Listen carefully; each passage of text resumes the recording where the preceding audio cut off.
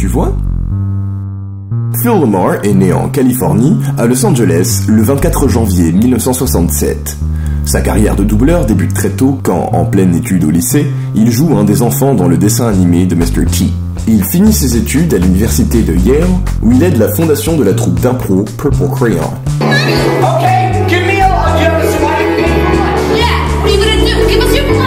Son premier travail en tant qu'acteur est quand il intègre les Groundlings, une troupe d'improvisation comique, d'où sont ressorties des légendes de la comédie nord-américaine comme Pee Wee Herman.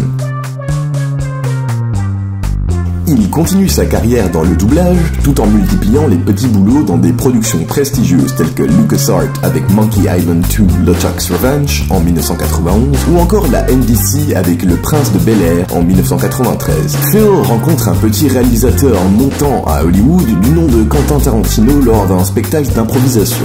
Peu après, il est casté pour un des rôles les plus explosifs de sa carrière. Marvin, what do you make all this? Man, I don't even have an opinion. Well, you gotta have an opinion. I mean, do you think that God came down from heaven and stopped?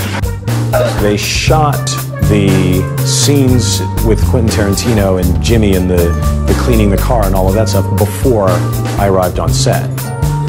Because they had built a life-size thing for the guys to carry out of the car, a headless version of me. And so when I showed up talking, it was like seeing a ghost. And that's why I got such weird looks.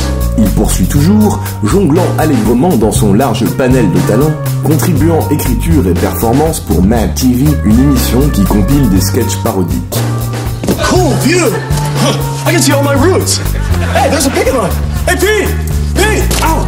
Hey, Pete!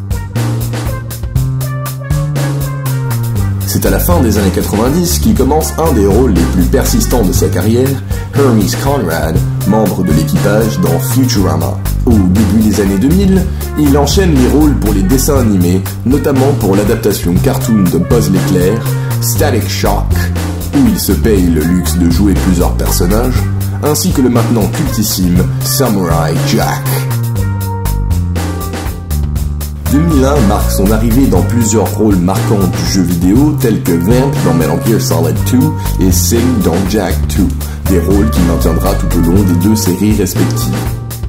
Il apparaît en tant que figurant dans Spider-Man 2 et 3 et continue sa percée dans le doublage de jeux vidéo. Depuis le début de sa carrière, Phil LaMarr est resté dans l'ombre de ses différents projets, mais il a su marquer ceux-ci par la rigueur de son appropriement du rôle qu'il endosse et restera dans beaucoup d'esprits indissociable de certains personnages tels que Static Shock, Green Lantern ou encore Samurai Jack, qui va d'ailleurs enfin bénéficier d'une suite après une fin abrupte et 12 longues années de silence. Une chose est sûre en tout cas. Maintenant, tu vois.